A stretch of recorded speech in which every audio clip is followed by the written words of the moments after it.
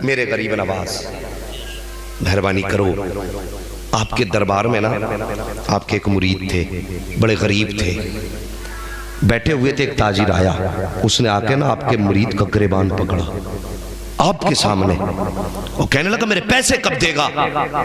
غریب نواز نے یوں نگاہ اٹھائی، آپ نے فرمایا یہ اس کے ساتھ زیادتی کیوں کر رہا ہے؟ اس نے کہا آپ کو نہیں معلوم اس پہ پیسے میرے بہت دن کے ہیں۔ آپ نے اپنے مرید کی طرف دیکھا، اس کی آنکھ میں آنسو تھے، رو کے کہنے لگا غریب نواز غربت ہے، تنگ دستی ہے، بچوں کا گزارا مشکل سے ہوتا ہے، اس کا قرضہ کیسے دے پاتا، میں چاہتا ہوں مجھے کچھ مہلت دے دی جائے۔ آپ نے فرمایا چل میرے کہنے پہ اسے کچھ مہلت اور دے دے۔ اس نے کہا نہیں آج تو پیسے لے کر کے ہی جاؤں گا۔ اتنا کہا تھا میرے غریب نواز کو جلال آیا، یوں جیب میں آپ نے ہاتھ ڈالا، ابھی آپ نے جیب کے چند سکے ڈالے تھے، اللہ نے اپنے خزانوں کے دروازے کھول دیے، جہاں چند سکے پڑے تھے وہاں سونوں کے سکے کے ڈھیر لگنے شروع ہو جاتے ہیں۔ اس کے بعد غریب نواز کہتے ہیں اٹھا لے جتنا تیرا پیسہ اس پہ بنتا ہے۔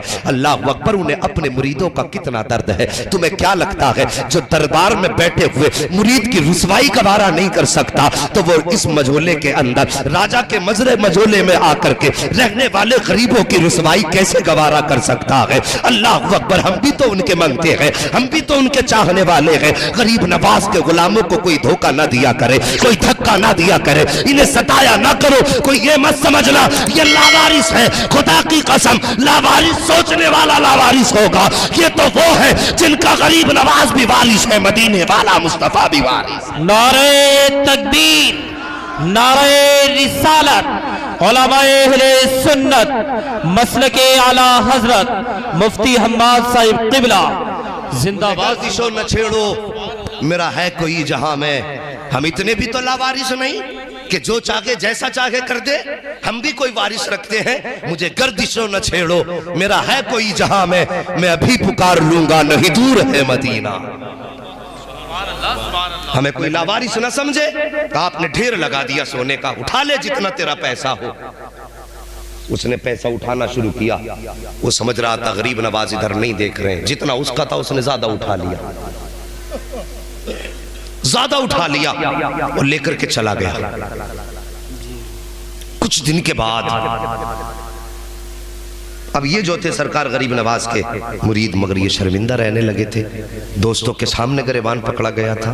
اگر کوئی ان میں کا دربار بازار میں مل جاتا تو خود بخود آٹومیٹکلی گردن جھک جاتی ہے۔ اگر کسی کے ساتھ ایسا معاملہ ہو جائے پھر وہ کہیں مل جائے تو شرم آئے گی نا بات یاد کر کے، یہ سوچ کے شرمندہ ہو جاتے تھے، روتے رہا کرتے تھے یا اللہ یہ میرے ساتھ کیا ہوا گیا، یا اللہ یہ میرے ساتھ کیا ہوا گیا۔ اگر کوئی آپ کے ساتھ زیادتی کرے نا تو غصہ نہ کیا کرو، اگر کوئی آپ کو پریشان کرے نا تو پھر اپنے آپ کو کوسا نہ کرو۔ آؤ بتاؤں، ایک اللہ کے ولی مجذوب تھے، گزر کے جا رہے تھے، جب راستے سے گزرے نا تو ان کی چپلیں جو تو لکڑی کی یا جس چیز کی بھی تھیں، گزر کے جا رہے تھے، بارش ہوئی تھی، اب جو پیروں سے کیچڑ لگتا تھا وہ اچھلتا بھی تھا، مجذوب تھے، دیوانے تھے، بے احتیاطی میں چلے جا رہے تھے۔ ایک خاتون بیٹھی تھی دروازے پر، اس کے جیسے آپ کا پیر پڑا نا پانی میں، چھینٹے اس کے کپڑوں پہ آ گئے، اس کا محبوب اس کی کروٹ میں بیٹھا تھا، جیسے اس کے کپڑوں پہ چھینٹے آئے اس نے کہا اس جانے والے نے میرے کپڑے خراب کر دیے۔ اس کا محبوب اٹھا، عاشق اٹھا اور جا کے اس نے اللہ والے کے منہ پہ تماچا مارا۔ جیسی تماچا مارا نا، اللہ والے نے کوئی جملہ نہیں کہا، زبان سے کچھ نہیں بولا، گردن جھکا کے آگے چلے گئے۔ جیسی آگے گئے ایک دکان کے سامنے سے گزرے، دکاندار کی نظر پڑ گئی، ارے حضرت آ رہے ہیں۔ اس نے بلایا، بیٹھایا، گرم دودھ کا پیالہ دیا، کہنے لگے حضرت پی لیجئے۔ آپ نے ہاتھ میں دودھ کا پیالہ لیا اور لے کے یوں آسمان کی طرف دیکھا، دیکھ کے کہتے واہ رے مالک تیری قدرت ہے، کہیں تماچے کھلاتا ہے، کہیں بیٹھا کے دودھ پلا دیتا ہے، کہیں تماچے کھلاتا ہے، کہیں دودھ پلا دیتا ہے۔ اللہ اکبر، ابھی دودھ کا پیالہ ہاتھ ہی میں تھا، اتنے میں لوگ دوڑتے ہوئے آئے، آ کے کہنے لگے کہ ٹھہریے ٹھہریے، آپ فرماتے ہیں کیا ہوا؟ کہا ابھی آپ کو جس نے تماچا مارا ہے تم نے اس کو بد دعا دی ہے؟ کہا میں نے کوئی بد دعا نہیں دی ہے۔ کہا کیا ہوا؟ کہا وہ اوپر چھت پہ چڑھا، پیر پھسلا، زمین پہ گرا، اس کی گردن کی ہڈی ٹوٹ گئی ہے، وہ مر چکا ہے۔ اللہ اکبر، لوگ پکڑ کے لے گئے۔ کہا تم نے بد دعا کی تھی؟ اللہ والے کہتے ہم کسی کے لیے بد دعا نہیں کرتے ہیں۔ کہا پھر بتاؤ تو صحیح یہ مرا کیسے ہے؟ آپ کو چلا خیال آیا, کہتے سنو سچ پوچھنا چاہتے ہو تو اب سچائی سے پردہ اٹھانا چاہتا ہوں. سچائی یہ ہے کہ جب میں نے نکل کے گیا میرے پیر سے کیچڑ اٹھلا اور اس عورت کے کپڑوں پہ جا کے پڑا, اس کے کروٹ میں اس کا محبوب بیٹھا تھا, اس کو گوارا نہ ہوا, اس نے اٹھ کے میرے تماچا مارا. کہ جب اس نے میرے تماچا مارا تو یہ بات میرے محبوب کو گوارا نہیں ہوئی ہے. کہ جب اس کے کیچڑ سے اس کا محبوب ناراض ہوا تو اس نے اپنا بدلہ لے لیا ہے, اور جب اس کے تماچے سے میرا محبوب ناراض ہوا ہے تو اس نے اپنا بدلہ لے لیا ہے. اس نے کہا تھا کہانی میری نہیں ہے, کہانی یاروں کی ہے, تو نے اپنے یار کا بدلہ لیا, اس نے اپنے یار کا بدلہ لیا. ہاں ساکر, کیا بات ہے. میں کہتا ہوں اگر کوئی تکلیف دے تو پھر اسے کوسا نہ کرو, اس کے قصے کہانیاں مصطفیٰ پہ چھوڑ دیا کرو. ہم بدلہ لیں گے اپنی طاقت سے لیں گے, اور جب رب بدلہ لے گا تو اپنی شان کے مطابق بدلہ لے گا. معاف کرنے کی عادت ڈالو. توجہ ہے, اس نے کیا کام کیا تھا؟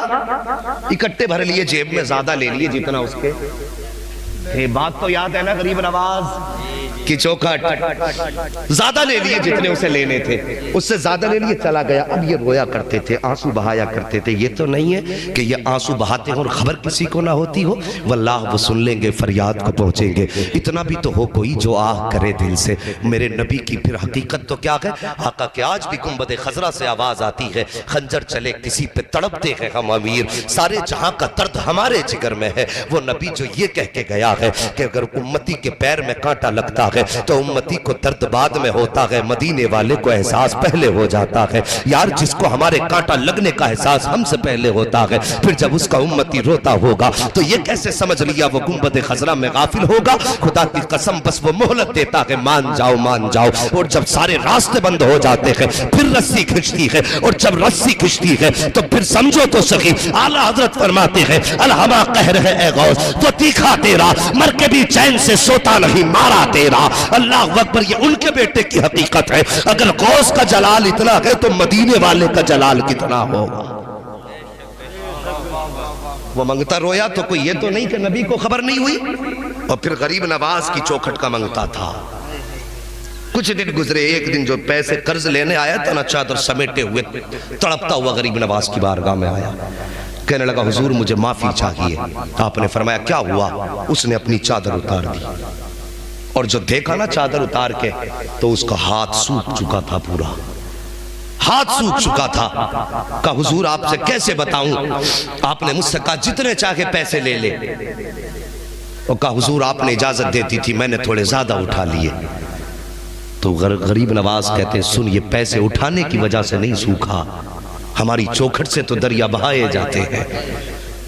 ہم ایک ایک دو دو سکوں کی گنتی کب لگاتے ہیں, وہ ہم تجھ سے چند ٹکوں کے بدلے میں تیرا بدن چھینیں گے. ہمارے دربار سے تو زمانے کو کھلایا جائے گا, تو تجھ سے چند سکوں کی وجہ سے یہ سزا.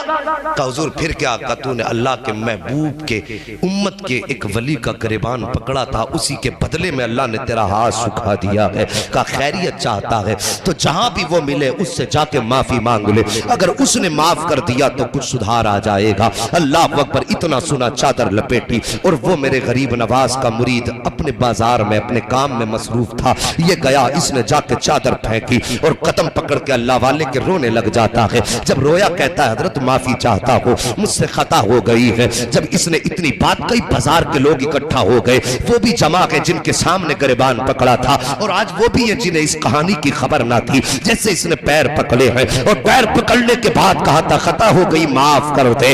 آپ نے اس کو پکڑ کے اٹھایا اور فرمایا یاد رکھ اللہ کے بندوں پر کبھی ظلم نہیں کرنا چاہیے. جب میں نے تجھے معاف کیا ہے خدا بھی تجھے معاف فرما دے. اتنا سننا تھا, گردن اٹھا کے کیا دیکھتا ہے؟ یہاں بھی ہاتھ ٹھیک ہو گیا ہے, اور دوڑا غریب نواز کی بارگاہ میں, کہتا حضور اب میرا ہاتھ ٹھیک ہو گیا ہے. آپ فرماتے جا واپس چلا جا. اس نے کہا حضرت اب صرف ہاتھ ٹھیک ہوا ہے تو ہاتھ لے کر تھوڑی جاؤں گا, اب تو اجازت دے دو, اس ہاتھ سے ساری زندگی تیری جوتیوں کو صاف کر کے گزار. واہ واہ واہ, سبحان اللہ سبحان اللہ, اللہ اکبر. پھر میرے غریب نواز نے ایک نگاہ ڈالی, اس کو بھی ولایت کی معراج عطا فرما دی. یہ ہے غریب نواز.